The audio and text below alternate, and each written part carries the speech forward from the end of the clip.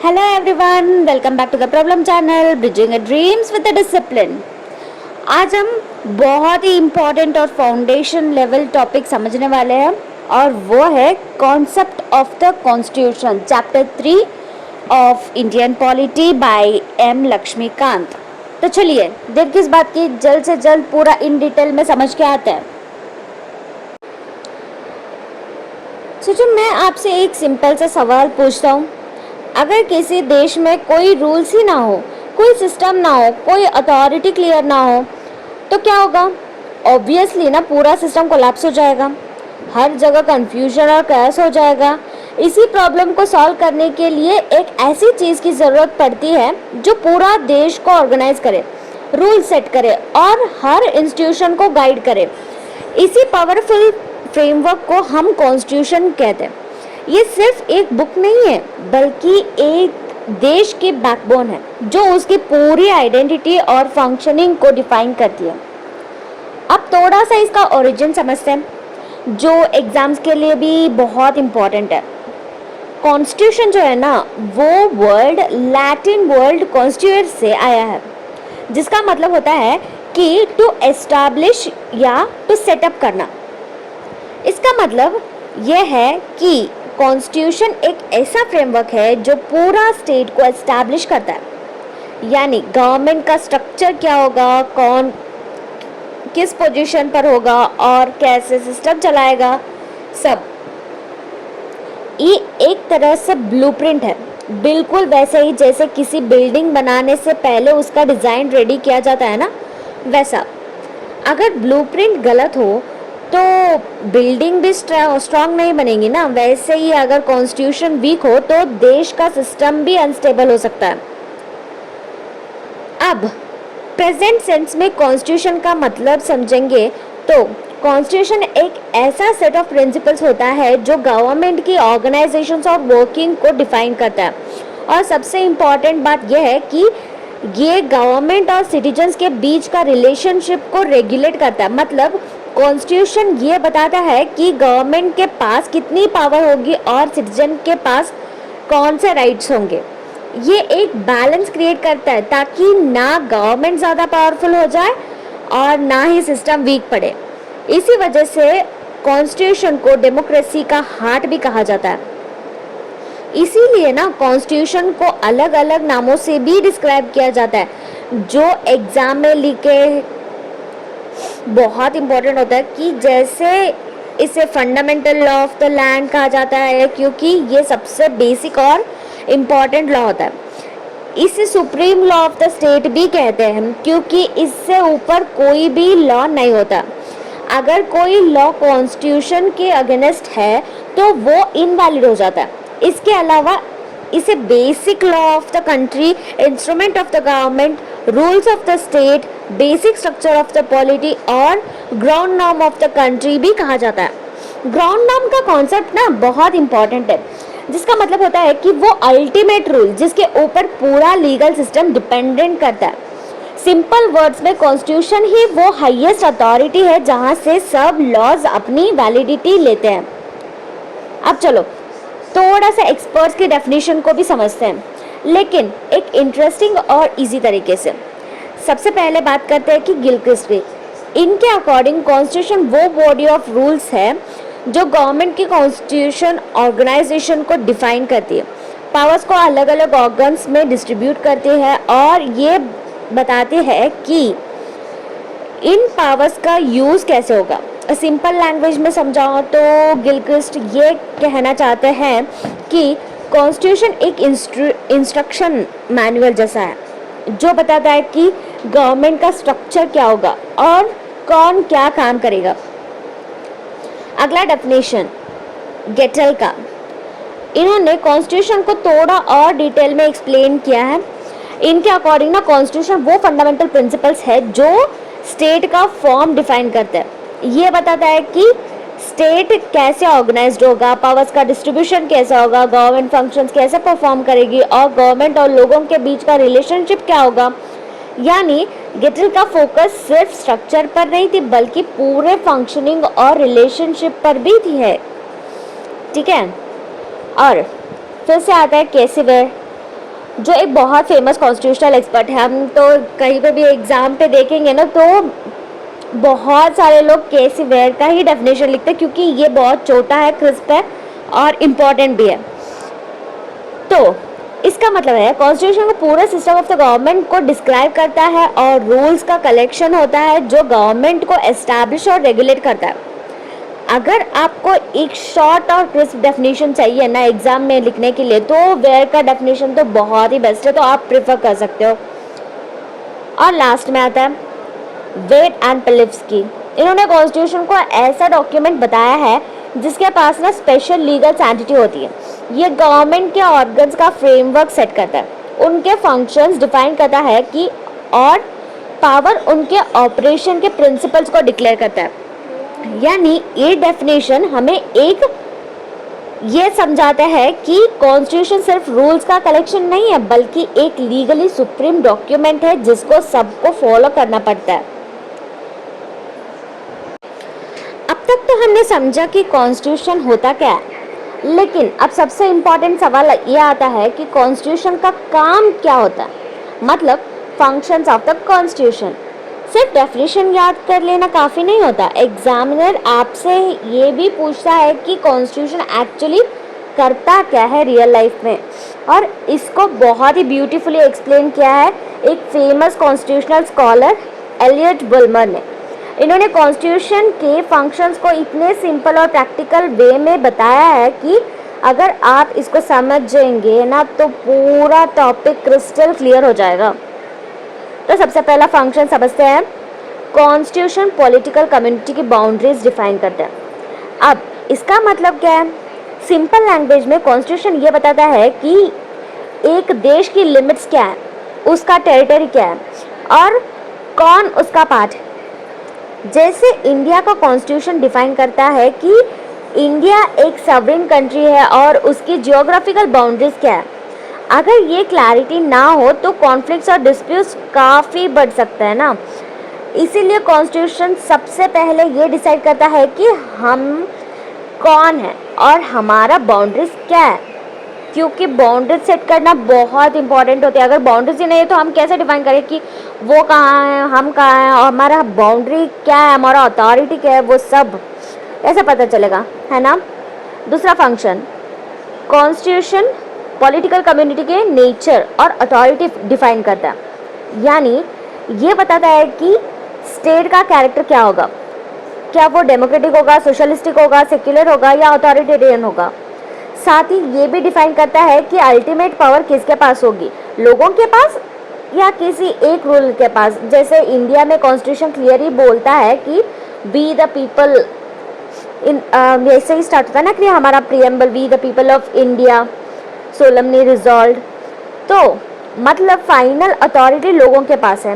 ये एक बहुत पावरफुल कॉन्सेप्ट है जो डेमोक्रेसी की फाउंडेशन बनाता है। और नेक्स्ट आता है, ये तो बहुत ही इंटरेस्टिंग है, कॉन्स्टिट्यूशन नेशनल आइडेंटिटी और वैल्यूज एक्सप्रेस करते हैं। ये सिर्फ लीगल डॉक्यूमेंट नहीं होती बल्कि एक देश की सोच, कल्चर और आइडियल्स का रिफ्लेक्शन होता है। जैसे जस्टिस, लिबर्टी, इक्वालिटी और फ्रेटर्निटी जैसे वैल्यूज कॉन्स्टिट्यूशन के थ्रू एक्सप्रेस होते हैं। एक तरह से कॉन्स्टिट्यूशन देश की फिलॉसफी भी बताता है, ऐसे कि हम किसी डायरेक्शन में जाना चाहते हैं और हमारे कोर वैल्यूज क्या है और किस डायरेक्शन में हमें चलना चाहिए, वो सब बताता है। नेक्स्ट फंक्शन, कॉन्स्टिट्यूशन सिटीजन के राइट्स और ड्यूटीज़ को डिफाइन करता है। ये सबसे इम्पॉर्टेंट पार्ट है क्योंकि इसी से सिटीजन को प्रोटेक्शन मिलता है। कॉन्स्टिट्यूशन बताता है कि आपके पास कौन से फंडामेंटल राइट्स है, जैसे कि freedom of speech, equality etcetera.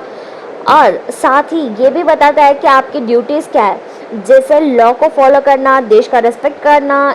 ये एक बैलेंस क्रिएट करता है, राइट्स भी और रिस्पॉन्सिबिलिटीज़ भी। क्योंकि अगर हमारे पास राइट है तो हमारा ड्यूटी ये बनता है कि हम दूसरों का राइट भी प्रोटेक्ट करें, उसको वायलेट ना करें। ऐसा नहीं है ना कि हाँ मेरे पास राइट है, मैं कुछ भी करूँगी, मैं कुछ भी बोलूँगी, ऐसा नहीं हो सकता ना। क्योंकि मेरे कुछ भी करने से और कुछ भी बोलने से सामने वाला का ये भी होता है ना, राइट वायलेट हो सकता है। इसीलिए वो हमारा ड्यूटी भी बनता है कि दूसरों का राइट्स प्रोटेक्ट करना। नेक्स्ट, कॉन्स्टिट्यूशन पॉलिटिकल इंस्टीट्यूशन को एस्टैब्लिश और रेगुलेट करता है, यानी ये बताता है कि गवर्नमेंट के डिफरेंट ऑर्गन्स कौन से होंगे, लेजिस्लेटिव, एग्जीक्यूटिव, जुडिशरी, और उनका क्या क्या होगा, कौन लॉ बनाएगा, कौन इम्प्लीमेंट करेगा और कौन जज करेगा, सब कुछ कॉन्स्टिट्यूशन डिसाइड करता है। अगर ये सिस्टम क्लियर ना हो तो पूरा गवर्नेंस कोलैप्स हो सकता है, क्योंकि पूरा का पूरा मर्ज हो जाएगा ना। अगर कुछ भी एग्जीक्यूट कर रहा है तो कौन करेगा? अगर कोई लॉज बना रहा है तो कौन बनाएगा? क्या जजेस ही बैठ के लॉ बनाएंगे? नहीं ना। ऐसे ही पूरा का पूरा जो भी फंक्शंस अब जो हो रहा है ना, वो सब कोलैप्स हो जाता है। इसीलिए हमें सिस्टमैटिकली रखना बहुत ज़रूरी थी। इसीलिए कॉन्स्टिट्यूशन हमें क्लियरली बताता है कि लेजिस्लेटिव, एग्जीक्यूटिव, जुडिशरी के बारे में। नेक्स्ट फंक्शन ये है, कॉन्स्टिट्यूशन पावर को डिवाइड या शेयर करता है। ये बहुत इंपॉर्टेंट कॉन्सेप्ट है, स्पेशली फेडरल कंट्रीज़ में। कॉन्स्टिट्यूशन डिसाइड करता है कि पावर सेंट्रल गवर्नमेंट के पास कितनी होगी और स्टेट के पास कितनी होगी। इसी पावर का मिसयूज़ कंट्रोल होता है और सिस्टम बैलेंस रहता है। जैसे इंडिया में यूनियन और स्टेट के बीच में पावर्स डिवाइड किए गए हैं ना, ये सब कॉन्स्टिट्यूशन का ही काम है। अगर ये पूरा सेंट्रल और स्टेट्स के बीच में डिवाइड नहीं करेंगे तो हमें कैसे पता चलेगा कि कौन सा बाउंड्री के अंदर काम करना चाहिए। इसीलिए कॉन्स्टिट्यूशन के शेड्यूल में भी क्लियरली मेंशन किया गया है कि list, union list, concurrent list, state list, इसमें पूरा स्ट्रक्चर दिया हुआ है ना कि किसके पास कितना पावर होता है और किसके ऊपर वो लोग लॉ बना सकते हैं। तो ये भी एक सिस्टमैटिक वे रिप्रेजेंट करता है और बहुत कंफ्यूजन भी अवॉइड करता है। Next, constitution religious identity define करता है और स्टेट्स और रिलीजन के बीच का रिलेशनशिप को भी रेगुलेट करता है। कुछ कंट्रीज में ना कॉन्स्टिट्यूशन की किसी पर्टिकुलर रिलीजन को ऑफिशियल डिक्लेयर कर लेते हैं, जबकि कुछ कंट्रीज जैसे इंडिया में सेक्युलरिज्म फॉलो किया जाता है ना, जहाँ स्टेट का सब रिलीजन्स को इक्वल ट्रीट किया जाता है। ये फंक्शन डिसाइड करता है कि रिलीजन और पॉलिटिक्स का रिलेशन क्या होगा। हमारे देश में तो ना ही सपोर्ट करता है ना ही अवॉइड करता है, तो न्यूट्रल रहता है पूरा कंट्री, क्योंकि हर रिलीजन को इक्वल रेस्पेक्ट मिलना चाहिए, इसीलिए सबको रेस्पेक्ट देता है। नेक्स्ट, कॉन्स्टिट्यूशन सोशल, इकोनॉमिक और डेवलपमेंटल गोल्स को सेट करता है, यानी कॉन्स्टिट्यूशन सिर्फ प्रेजेंट को रेगुलेट नहीं करता बल्कि फ्यूचर के लिए भी डायरेक्शन भी सेट करता है। जैसे poverty reduction, equality, education, welfare, ये सब गोल्स ना कॉन्स्टिट्यूशन के थ्रू डिफाइन किया जाता सकता है। इससे गवर्नमेंट को एक रोड मैप मिलता है कि किसी देश को किस डायरेक्शन में डेवलप करना है, ऐसा करके। ठीक है, अब तक तो हमने मीनिंग्स और फंक्शन समझ लिया, लेकिन अब एक और इम्पॉर्टेंट टॉपिक आता है, वो है एक गुड कॉन्स्टिट्यूशन कैसा होता है, मतलब qualities of the good constitution. सोचो अगर कॉन्स्टिट्यूशन ही वीक हो, कंफ्यूजिंग हो या लोगों के लिए यूज़फुल ही ना हो तो चाहे सिस्टम कितना भी अच्छा हो वो फेल ही हो जाता है ना। इसीलिए कॉन्स्टिट्यूशन में कुछ स्पेशल क्वालिटीज़ होना चाहिए जो उससे स्ट्रॉन्ग, इफेक्टिव और लॉन्ग लास्टिंग बनाती है। सबसे पहला आता है ब्रीविटी। इस टर्म को देख के ऐसा मत सोच लेना कि ये ब्रीविटी क्या होता है। इसका सिंपल मतलब यह है कि संक्षिप्त होना।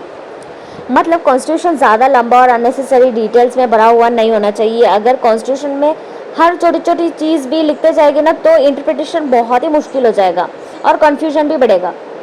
ऐसे कि हम जैसे एग्ज़ाम में एग्जैजरेट करते हैं ना, तो कभी कभी टीचर्स को ही हम कंफ्यूज कर देते हैं, है ना। इसीलिए तो अगर हम क्रिस्प और प्रिसाइज लिखेंगे तो उनको भी समझ आ जाएंगे। तो कॉन्स्टिट्यूशन में भी सिर्फ रिलेवेंट और इम्पोर्टेंट प्रोविजंस होना चाहिए, लेकिन एक बैलेंस भी ज़रूरी है। बहुत छोटा भी नहीं होना चाहिए वरना इम्पोर्टेंट चीज़ भी मिस हो सकता है ना, इसीलिए। Next, clarity. कॉन्स्टिट्यूशन की लैंग्वेज बिल्कुल क्लियर होनी चाहिए ताकि आम आदमी भी समझ सके और जजेस को इंटरप्रिटेशन में भी प्रॉब्लम ना आए। और अगर लैंग्वेज कॉम्प्लिकेटेड होगी तो हर क्लॉज के मल्टीपल्स मीनिंग निकल सकता है। जो लीगल डिस्प्यूट्स को पूरा बदल देता है। इसीलिए गुड कॉन्स्टिट्यूशन हमेशा सिंपल और अंडरस्टैंडेबल लैंग्वेज में ही लिखना जाना चाहिए। Next, definiteness. ये क्लैरिटी तो थोड़ा सा अलग है। क्लैरिटी का मतलब है सिंपल लैंग्वेज में, और डेफिनेटनेस का मतलब ये है कि प्रोविजन को एक फिक्स और क्लियर मीनिंग होना चाहिए।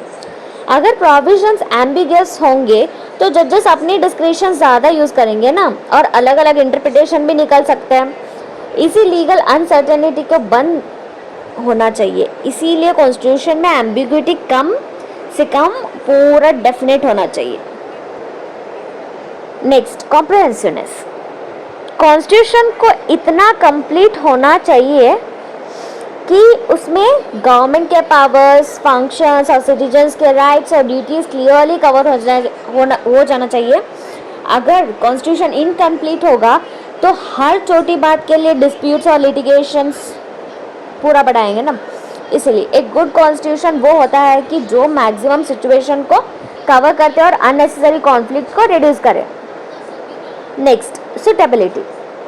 यह बहुत प्रैक्टिकल और इम्पॉर्टेंट पॉइंट है। कॉन्स्टिट्यूशन की किसी दूसरे कंट्री का कॉपी पेस्ट नहीं होना चाहिए, बल्कि उस कंट्री के हिस्ट्री, सोशल, कल्चर, इकोनॉमिक और पॉलिटिकल कंडीशंस के अकॉर्डिंग होना चाहिए। जैसे इंडिया का कॉन्स्टिट्यूशन इंडिया की डाइवर्सिटी, हिस्ट्री और नीड्स को ध्यान में रखकर बना गया है ना, वैसे अगर कॉन्स्टिट्यूशन लोगों की रियलिटी से मैच नहीं करेगा तो वो कभी भी सूटेबल ही नहीं होगा ना, सक्सेसफुल भी नहीं होगा। Next, stability. कॉन्स्टिट्यूशन में इतनी स्टेबिलिटी होना चाहिए कि उसे बार बार इजीली चेंज नहीं करना चाहिए। अगर कॉन्स्टिट्यूशन रोज बदलेगा ना तो सिस्टम अनस्टेबल हो जाएगा और लोगों का ट्रस्ट भी कम हो जाएगा ना। क्या आज ये राइट है तो कल बदल भी सकता है, आज ये राइट ना भी हो सकता है। आज मेरा जो ड्यूटी है प्रोटेक्ट करने का, मतलब किसी और दूसरे का राइट प्रोटेक्ट करने का, ये कल बदल भी सकता है। अगर ऐसा हर रोज़ बदलते रहा ना तो क्या होगा, वो ठीक रहेगा, किसी को ट्रस्ट भी होगा नहीं ना। वैसे ही स्टेबिलिटी से गवर्नेंस स्ट्रांग होता है और सिटीजन्स का फेथ भी बना रहता है। इसीलिए अमेंडमेंट प्रोसेस इजी भी नहीं होना चाहिए। लेकिन यहाँ पर एक ट्विस्ट आता है, सिर्फ स्टेबिलिटी काफ़ी नहीं है। इसीलिए लास्ट क्वालिटी है एडाप्टेबिलिटी। कॉन्स्टिट्यूशन रिजिड नहीं होना चाहिए बल्कि फ्लेक्सिबल होना चाहिए, ताकि वो चेंजिंग सिचुएशन के अकॉर्डिंग भी एडजस्ट होना चाहिए। जैसे कि सोसाइटी हो गया, टेक्नोलॉजी हो गया, इकोनॉमी हो गया, सब चेंज होता रहता है ना, तो कॉन्स्टिट्यूशन को भी इवॉल्व होना पड़ता है। अगर कॉन्स्टिट्यूशन बिल्कुल रिजिड होता है तो वो आउटडेटेड हो जाता है, पूरा ऑब्सोलेट होता है। इसीलिए एक परफेक्ट कॉन्स्टिट्यूशन में स्टेबिलिटी प्लस फ्लेक्सिबिलिटी दोनों का बैलेंस होना बहुत ज़रूरी होता है। अब ना हम एक और इम्पॉर्टेंट टॉपिक पे आता है, वो है क्लासिफिकेशन ऑफ द कॉन्स्टिट्यूशंस। ये टॉपिक आपको पहले थोड़ा बोरिंग भी लग सकता है, लेकिन मैं गारंटी देती हूँ कि अगर आप इसको थोड़ा सा एक बार में स्टोरी और लॉजिक के साथ समझेंगे ना तो कभी नहीं भूलोगे। सोचो, कॉन्स्टिट्यूशन ना एक इंसान की तरह, हर इंसान अलग होता है ना, वैसे ही हर कंट्री का कॉन्स्टिट्यूशन भी अलग होता है। इसी डिफरेंस को समझने के लिए ना स्कॉलर्स ने कॉन्स्टिट्यूशन को अलग अलग कैटेगरीज में डिवाइड किया है। जैसे कि हम क्लासिफिकेशंस कैसे हैं। सबसे पहला क्लासिफिकेशन है इवॉल्व्ड और एनैक्टेड कॉन्स्टिट्यूशन।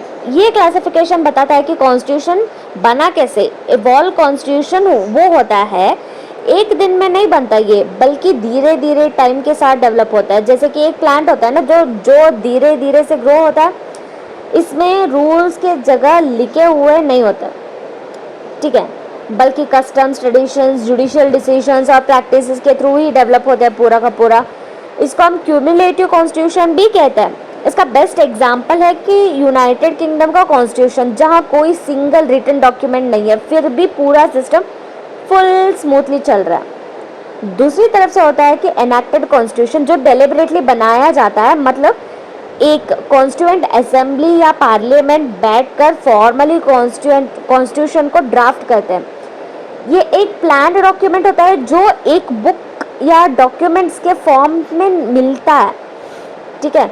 जैसे यूनाइटेड स्टेट्स और इंडिया के कॉन्स्टिट्यूशन, इनको कन्वेंशनल कॉन्स्टिट्यूशन भी कहा जाता है।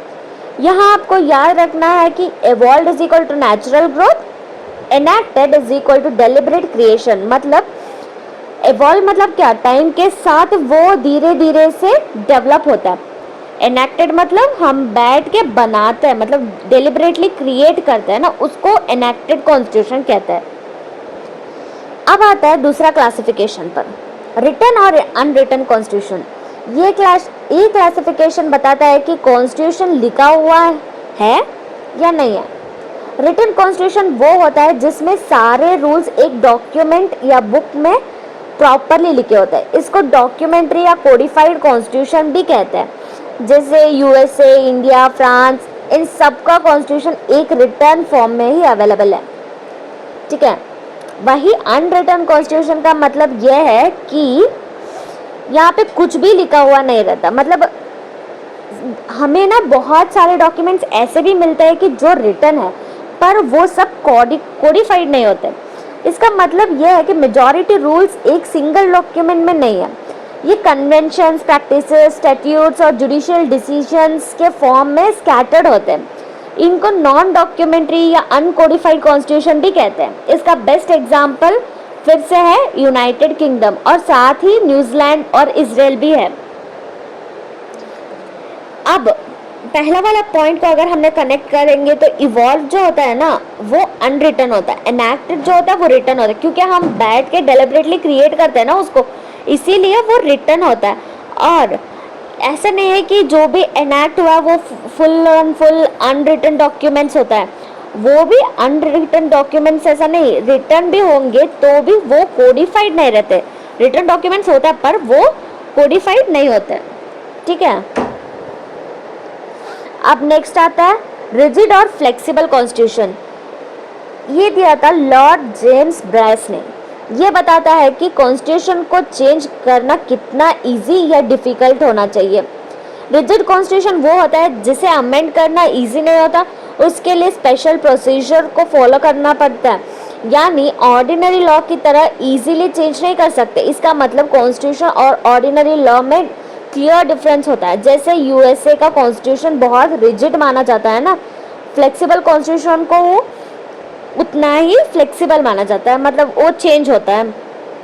यह ऑर्डिनरी लॉ की तरह इजीली अमेंड किया जा सकता है, इसमें कोई स्पेशल प्रोसीजर की ज़रूरत ही नहीं पड़ती। जैसे कि यूके का, जैसे मैंने बोला कि वो अनकोडिफाइड होता है ना, जो भी कन्वेंशंस होता है, जो भी स्टैट्यूट्स होती है, वो पूरा कोडिफाइड जब नहीं होते तो तब आप इजीली उसको कर सकते हो, अमेंड कर सकते हो। जब आप बैठ के रूल्स एंड रेगुलेशन के साथ जब आप क्रिएट करते हो और लिखते हो कॉन्स्टिट्यूशन को, तब उतना इजीली उसको चेंज नहीं कर सकते, क्योंकि वापस जो भी बैठ के बनाया होता है ना, तो पूरा कमिटी एक साथ होना चाहिए, फिर से चेंजेस के लिए rules and regulations, procedures follow करना पड़ता है, फिर जाके वो चेंज होता है। तो रिजिड कॉन्स्टिट्यूशन और फ्लेक्सिबल कॉन्स्टिट्यूशन,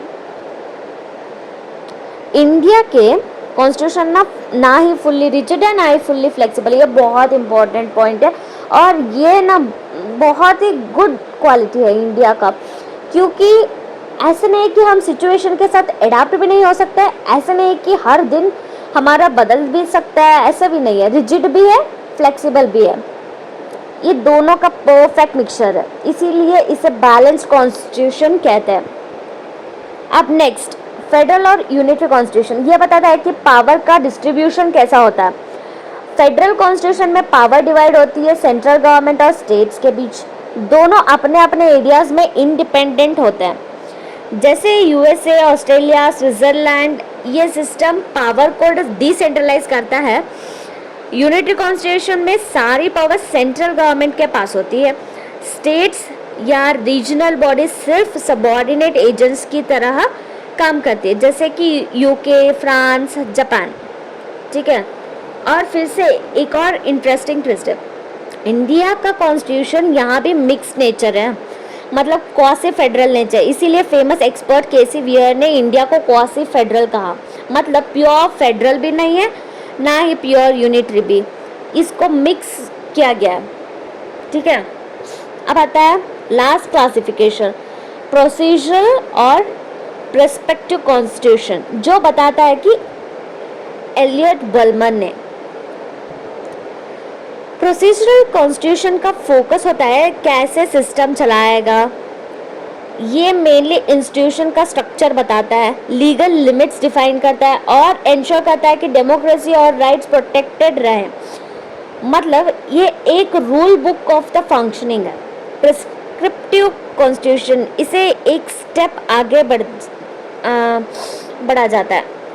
ये सिर्फ सिस्टम कैसे चलाएगा नहीं बताता, बल्कि ये भी बताता है कि सोसाइटी को किस डायरेक्शन में जाना चाहिए। मतलब ये फ्यूचर भी बताता है। मतलब जैसे कि प्रोसीजर कैसा चलना चाहिए, कैसा है वो बताएंगे, तो पर्सपेक्टिव कैसा जाना भी चाहिए आगे का भी बताता है।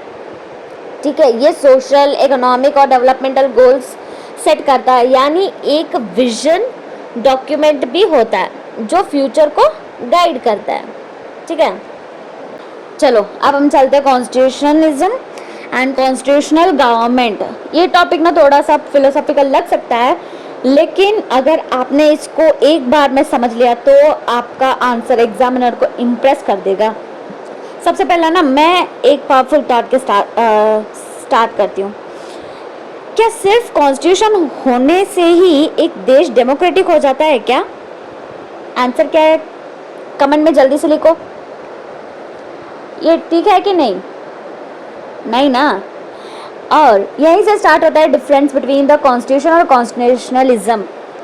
सबसे पहले बेसिक मीनिंग समझते हैं। कॉन्स्टिट्यूशन एक डॉक्यूमेंट है, रूल्स का कलेक्शन है, लेकिन कॉन्स्टिट्यूशनलिज्म एक आइडियोलॉजी है, एक फिलॉसफी है। ये कहते हैं कि गवर्नमेंट के पास पावर तो होना ही चाहिए, लेकिन वो पावर ना अनलिमिटेड होना चाहिए। अगर पावर अनलिमिटेड हो गई तो वो डिक्टेटरशिप बन जाएगी और लोगों की फ्रीडम भी खत्म हो जाएगी। एक छोटी सी रियल लाइफ की स्टोरी समझो तो सोचो, एक स्कूल है जहाँ पे रूल बुक तो है ही, लेकिन प्रिंसिपल बोलता है मुझे कोई रूल फॉलो ही नहीं करना, मैं तो जो चाहूँगा वही करूँगा। तो क्या वो स्कूल प्रॉपर्टी चलाएगा? बिल्कुल नहीं। यहाँ कॉन्स्टिट्यूशन है, मतलब रूल बुक कॉन्स्टिट्यूशन है ना, तो कॉन्स्टिट्यूशन है, पर कॉन्स्टिट्यूशनलिज्म नहीं है। इवन वो प्रिंसिपल होने के बावजूद भी उसको भी सर्टेन सेट ऑफ लिमिटेशंस होता है, वो फॉलो करना पड़ता है यूनिवर्सिटी के अंडर। अगर वो नहीं करेगा तो वो स्कूल कैसे चलाएगा, है ना?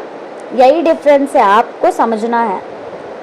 अब पहला इम्पॉर्टेंट पॉइंट यह है कि एक कंट्री के पास कॉन्स्टिट्यूशन हो सकता है, लेकिन ज़रूरी नहीं कि वहाँ कॉन्स्टिट्यूशनलिज्म भी हो। जैसे डिक्टेटरशिप वाले कंट्रीज़ में एक कॉन्स्टिट्यूशन तो होता है, लेकिन डिक्टेटर की मर्जी ही फाइनल होती है। वहाँ लॉ सिर्फ नाम के लिए होता है, एक्चुअल पावर में अनलिमिटेड होता है। इसीलिए हम कहते हैं कि कॉन्स्टिट्यूशन होना अलग बात है और कॉन्स्टिट्यूशनलिज्म होना अलग बात है। कॉन्स्टिट्यूशनलिज्म का कोर आइडिया है कि लिमिटेड गवर्नमेंट। ये मानना है कि गवर्नमेंट के पास पावर होना चाहिए, लेकिन उस पावर का रिस्ट्रिक्शंस भी होना चाहिए। अगर रिस्ट्रिक्शंस नहीं होंगे तो गवर्नमेंट अथॉरिटेरियन बन जाएगा और लोगों के राइट्स भी सप्रेस हो सकते हैं ना।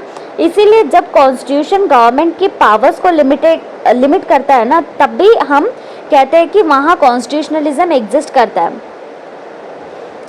कॉन्स्टिट्यूशनलिज्म का पूरा मतलब क्या है? रूल ऑफ लॉ, यानी देश की एक व्यक्ति के हिसाब से ये नहीं चलेगा, बल्कि लॉस के अकॉर्डिंग चलेगा। अगर किसी इंडिविजुअल या इंस्टीट्यूशन के पास आर्बिट्री पावर है तो वो कॉन्स्टिट्यूशनलिज्म के अगेंस्ट है, चाहे वो पावर कॉन्स्टिट्यूशन से ही क्यों ना दिए गए हो। यानी कॉन्स्टिट्यूशन का मिसयूज भी कॉन्स्टिट्यूशनलिज्म के कॉन्सेप्ट को डिस्ट्रॉय कर सकता है। नेक्स्ट लास्ट पॉइंट आता है, कॉन्स्टिट्यूशनलिज्म एक सिविलाइज्ड गवर्नमेंट का कॉन्सेप्ट है। ये एक ऐसा पॉलिटिकल सिस्टम चलाता है जहां गवर्नमेंट की पावर्स लिमिटेड हो और जो अलग पावर में है वो भी लॉज के अंडर ही काम कर रही। सिंपल वर्ड्स में मैं समझाऊं तो गवर्नमेंट भी लॉ के ऊपर नहीं है। ये कॉन्सेप्ट भी डेमोक्रेसी का पूरा बेस है।